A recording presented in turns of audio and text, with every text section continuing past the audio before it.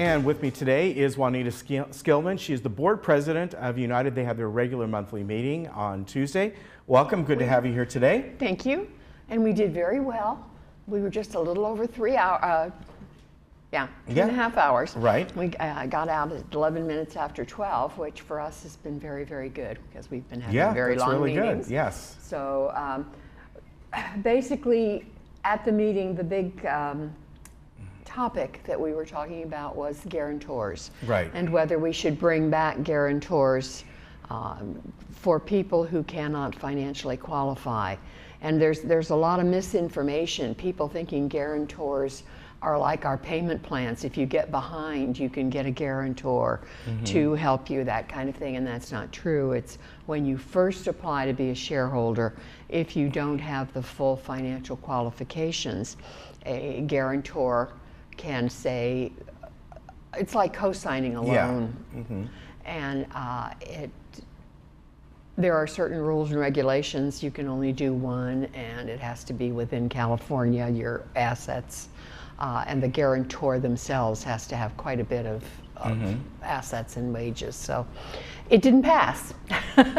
But it's going back to committee, and they're looking at some of the suggestions that were brought up in the meeting and things that people either didn't like or wanted to see on it. So I expect we probably will see it back on our May or June meetings again. All right. So and it seemed like see. the biggest one was, in fact, a lot of people on the board were saying, why do they need to have it in California? Yes. Because a couple of people got up and said, you know what, a lot of our kids or whoever it may be, they live in other states.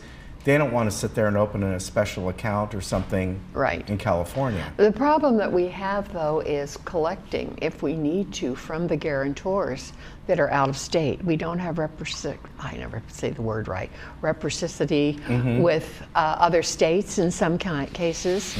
And it's been a while, but we have had to write off some fairly large amounts because we couldn't collect from the person. And also, you guarantee, and 5 years later, maybe that guarantor has passed away. And then what do we do? Right. So there are all these things that we need to look at, and being in California is just one of them. And you're right, that was one of the big issues. Right. So the Governing Documents Committee will be looking at that to see what we can do. One of the things I wanted to mention, I know you've had a lot of people who have talked about the gate issues, and we just opened gate 2, and we've got gate 1, gate 3 closed down now while they do it. And the issue is RFIDs. First of all, people, when it was just 5 and 6, didn't get an RFID. And now they're streaming into the office downstairs and getting them. But they have to pay $25, which isn't that much, but they resent having to pay extra for it. And there's also the confusion. I've had quite a few people who have said, I have my decals on my window, my windshield. That's your decal that lets you live in the village or keep a car in the village. It is not an RFID. That goes on your headlight, and it's a completely separate thing. So when people say, I try to get through the gates and I have my decal and it won't let me through, that's why. It's apples and oranges. So now, you know, people did mention, as you said, paying the $25. Someone suggested, well, at least when someone first buys into the village, they should be able to get one automatically. But of course, this is, if I'm not mistaken, that's more of a GRF issue. It is, but it's definitely a cost, and people moving into United say we pay the facilities fee. It should be included, but then is it included when you sign your escrow? If you buy a car 6 months later? I mean, there's so many different things that they just said it's not going to be covered anymore. Okay. I'm really, really pleased to announce that at our landscape meeting on Wednesday, we got the results of the survey that the landscape department had been doing, and what a wonderful job they did this time. And we do have a new herbicide that we probably will be putting in. It has to go to our board in May to be approved, and but it's only going to be an extra $15,000 in the landscape budget for the year instead of the Okay. huge cost per man or per month that we were looking at Okay. with our previous study. And I have to say that Kurt Wyman and his group just were meticulous, and they brought in an outside consultant to verify what they were doing so that people didn't think we were fudging anything. And the results in the PowerPoint that he presented, which probably will be presented on TV6 at some time, Right. were really, really good. So we are very happy to have Okay, that. well, we'll wait for put in. Kurt to come on, and then we can go over Yeah. a little more in detail the ins and outs. He wanted to of present what it they to the wanna boards use. first, so we got Yeah. ours this week. I believe Third's landscape meeting is next week, and then Okay. we'll go more public with it, but we did want to announce Now, the let results. me ask you, I don't know if you can answer this or not, are the boards working together to have one cohesive Absolutely. plan? That way the poor landscapers don't go, Absolutely. we can spray with this over here, but not with that over there. Yes, and that's what we need to do, because we only have one landscape department Right. for the whole village, and Yeah. they cover all of the different, both mutuals and GRF. So we all need to work together, and that's what we're doing. Right. And we think this survey study that they did will be passed by all of the boards, and then Okay. we'll be all in sync. All right, And very working. good. We had a couple of things that were introduced for first reading that will have to come back at our May meeting for a final vote.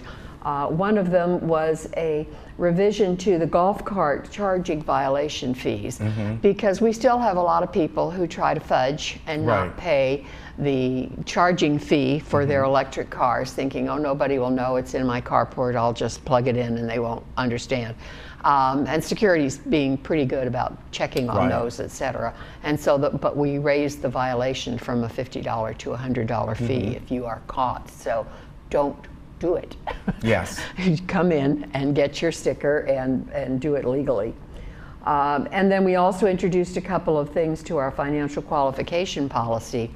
And should the guarantors come back and be passed, that's going to have to change our financial qualification policy as Right. well. But right now we're looking at community property and rental assets and things like that. So that one will be Okay, voted and let's on. mention during the meeting, there was a bit of confusion because the final vote was whatever it was, but it was no. 4 Yeah. in favor and, And 7 people were, against. some of the people on the board were going, well, doesn't this go back to committee? And as you said, well, you know what? Nobody brought that up. They didn't. So technically, you just voted no. Right. And it could have been that some of them were voting no, thinking, I don't like a certain part of this. Exactly. But Right. but at that point, Robert's rules and everything else, somebody needs to make a motion saying to table this or to send it back to committee. Right, Then that exactly. starts And they that didn't, process. but we will send it Yeah. back to committee. Right, So 'cause it the seemed to Governing have been Documents confusing. Committee will definitely be Okay. looking at it. It may take a little bit more time, and so it may come to our June meeting instead of our May meeting, because we have all of these deadlines that has to be this far Right. in advance and whatever.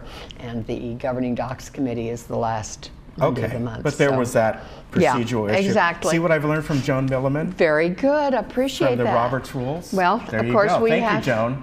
We have Anthony Liberatore on our Yes, that's board, right. who is Who's also part of that too, yeah. part of that, and he helps us with that. Yes.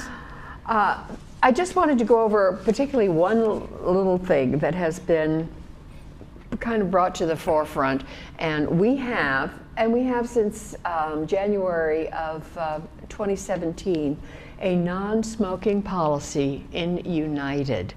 And there's been some confusion with people who look at the city ordinance, Right.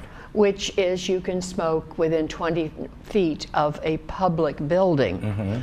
But ours is much more restrictive than that. And so if you live in the village in United, you can only smoke in your unit with the doors and the windows closed. You cannot Right. smoke on balconies. You cannot smoke on patios, even if they're larger than 20 feet. You cannot smoke in carports, breezeways, stairwells, all of those things. And yes, it's more restrictive than the general policy that the city has that says you can smoke 20 feet from a public building. Right. But you Right. live in United. We have our own rules, and yes, some of them are more restrictive because we have a lot of our senior citizens who are allergic to smoke, who have lung problems, who have and we try to take care of those. So it has reared its ugly head again. Yeah. And I just wanted to reiterate that the United policy take precedent over the city general public places policy. All right. So- and that's of course true anywhere. Right, exactly, exactly. Yeah. But people quote that to us all the time. But the city says Yes. that they're. All right, very So, good. Anyway, we'll try to keep our meetings down again next month, and we don't have a lot of things going on right now. We're getting ready for elections, and I encourage anybody who's interested in the governance of our community to look at within, I think June is when you start applying, Right. putting in your nomination for this fall's election. So please consider it. All right, very good. Good to see you. to see you. Take care. Thank you. And we'll be right back. How many people?